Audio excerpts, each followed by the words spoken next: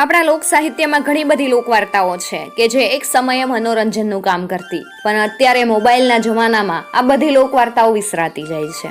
આવી જ એક લોકવાર્તા છે જે આજે આપણે સાંભળવાના છીએ અને એનું નામ છે સોના મહોર. ભરૂચમાં ભોળાનાથ કરીને એક બ્રાહ્મણ રહે. એને 2 છોકરા ને 1 છોકરી. પોતાના કુટુંબના ગુજરાન માટે એ આમ તેમથી ખૂબ પૈસા મેળવતો, પણ એમાંથી 1 પાઈ પણ સરખી ખર્ચતો નહીં.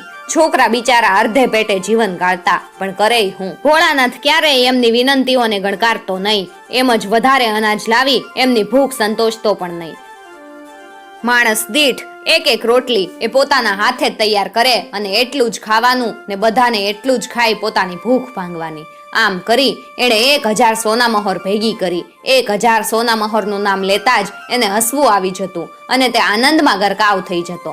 પણ આટલી બધી સોનામહોર રાખવી ક્યાં? એનું ઘર તો ઝૂંપડા જેવું, પેટી પટારા મળે નહીં ને ઘરમાં એકેય ભંડાર્યું નહીં. છેવટે પૈસા મૂકવા માટે એણે એક લોખંડની પેટી લેવાનો ઠરાવ કર્યો, પણ એની માટે પૈસા જોઈએ. ઈ ક્યાંથી લાવવા? ભોળાનાથે આમ ચારેય બાજુનો વિચાર કરી એક મોચીને ચામડાની કોથળી સીવવા આપી. કોથળી તૈયાર કરી અને ઘરે આવી એટલે ભોળાનાથે બધા પૈસા એમાં મૂકી દીધા.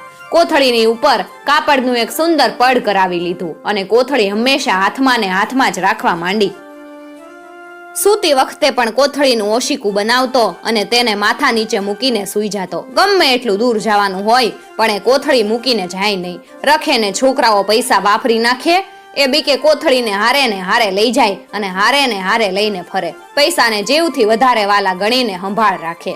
ભોળાનાથ હાથમાં લાકડી લઈ ગામમાં ફરવા નીકળતા ત્યારે બધા લોકો એની આવી કંજુસાઈ માટે એની ખૂબ મશ્કરી કરતા. ધીમે ધીમે બધા ભોળાનાથનું નામ જ ભૂલી ગયા અને તેમને સોનામહોર એ નામે જ બોલાવતા થયા. ભોળાનાથને પણ એથી વધારે મજા પડતી અને એ પણ પોતાનું આ દેખાવડું નામ કબૂલ રાખતો. એક દિવસ એને બીજે ગામ જવાની જરૂર પડી. સોનામહોર તો નર્મદા નદીને કાંઠે આવીને ઊભો રહ્યો અને હવે સામે પાર કેમ જવું એનો વિચાર કરવા લાગ્યો. આ કાંઠેથી પેલે કાંઠે માણસોને લાવવા લઈ જવા માટે એક વહાણ ફરતું હતું, પણ વહાણમાં બેસાય કેમ? એણે તો સોનામહોરની કોથળી કમરે બાંધી દીધી અને લાકડી ફેંકી દઈ તરતા તરતા સામે કાંઠે જવાનો નિશ્ચય કર્યો.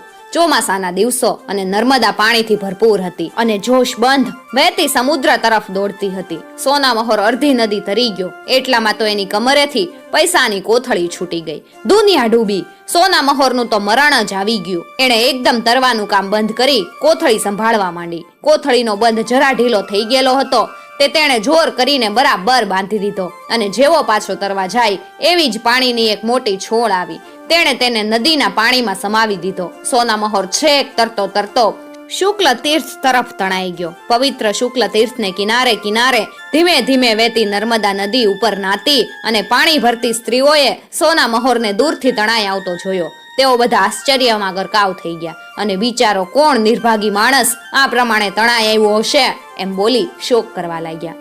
સોનામહોર દેવ યોગે આગળ ન જતા શુક્લ તીર્થને કિનારે જતી કાદવમાં ખૂપી ગયો. કિનારાની બધી સ્ત્રીઓ બીકથી આશ્ચર્ય પામતી ત્યાં ગઈ અને સોનામહોરને ધારી ધારીને જોવા લાગી. આ બધી સ્ત્રીઓમાં ભરૂચના બ્રાહ્મણ ભાર્ગવ દત્તની છોકરી તારા પણ હતી. તારા સોનામહોરને ઓળખતી હતી અને તેની ટેવ પણ જાણતી હતી. તારાનું સાસરું ઘણું ગરીબ હતું. તેણે સોનામહોરને કેડે લટકતી સોનામહોરની કોથળી જોઈ.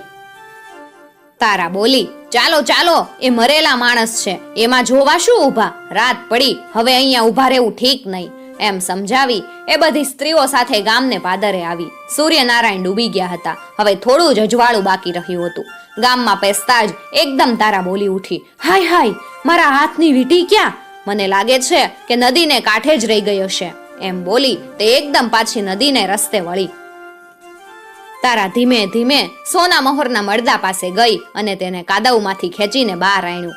બહાર કાંઠે લાવી એના કમરેથી કોથળી છોડવા પ્રયત્ન કરવા લાગી, પણ સોનામહોરે તો એટલી જોરથી બાંધેલી કે જલ્દી છૂટે નહીં. તારા દાંતે દાંતે કોથળી છોડવાનો પ્રયત્ન કરવા લાગી. તારાએ બીજી વાર જેવો કોથળીને દાંત અડાડ્યો એવી જ રામશંકર મહેતાજીની માં સુનંદા પાછળ આવી પહોંચી. પાદરે વાટ જોઈ જોઈ તારા પાછી ન આવવાથી એને શોધવા માટે પાછી ફરી આવી હતી. તારાને મળદા સાથે આ પ્રમાણે ચેષ્ટા કરતી જોઈ સુનંદા હડકાયેલી કૂતરીની માફક નાસી ગઈ અને ગામમાં જઈને બધાને તારાની વાતો કરવા લાગી. તારાના વર શાંતિશંકરની પાસે જઈને કહેવા લાગી, બેટા ગમે ઈ કર પણ આ તારી વહુને પિયર મૂક્યાય ઈ તો મુય ડાકણ છે ડાકણ. મેં મારી નજર એને મળદાનું માંસ ખાતા જોઈ. જા હમણાં ને એના બાપને ત્યાં વિદાય કર. હાથમાં ડાંગ લઈ શાંતિશંકર નદીના કિનારા ભણી ધીમે ધીમે તારાની પાછળ આવી પહોંચ્યો. તારાનું બેડું લઈ આગળ તારા ને પાછળ ખંભે ડાંગ સાથે શાંતિશંકર ચાલતો હતો. તારાનું મન આ વખતે ઘણા આનંદમાં હતું. એણે સોના મહોરની કોથળી છોડી લઈ તેને પાલવમાં છુપાવી દીધી હતી. એનું મન તરંગે ચડ્યું હતું. એટલામાં એણે સાંભળ્યું, તારા ઊભી રહે.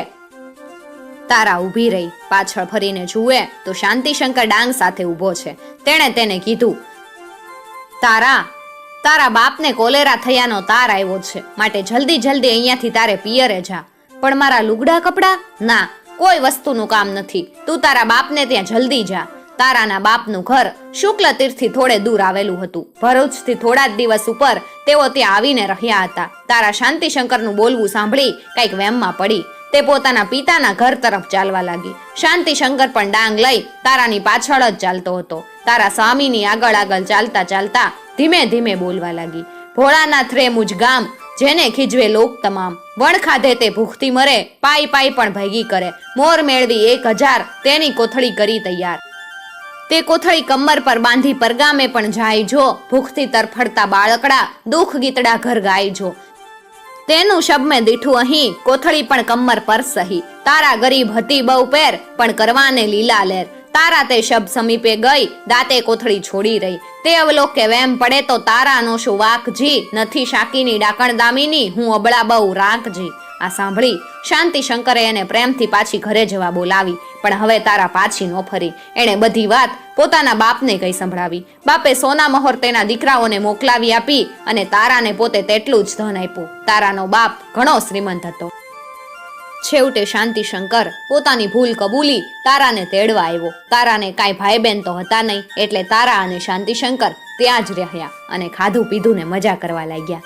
મિત્રો, આવી જ બીજી વાર્તાઓ સાંભળવા માટે ચેનલને જરૂરથી સબસ્ક્રાઇબ કરી અને સાથે આપેલું બેલ આઇકોન પ્રેસ કરજો, જેથી આવનાર નવા વિડીયોઝની નોટિફિકેશન સૌથી પહેલા તમને મળી શકે. આ સિવાય એક ખાસ વાત મિત્રો, કોઈ જ્ઞાતિ કે સમુદાયને ઠેસ પહોંચાડવાનો બિલકુલ ઈરાદો નથી. ફક્ત અને ફક્ત મનોરંજન માટે જ આ લોક વાર્તાઓ તમારા માટે પીરસું છું.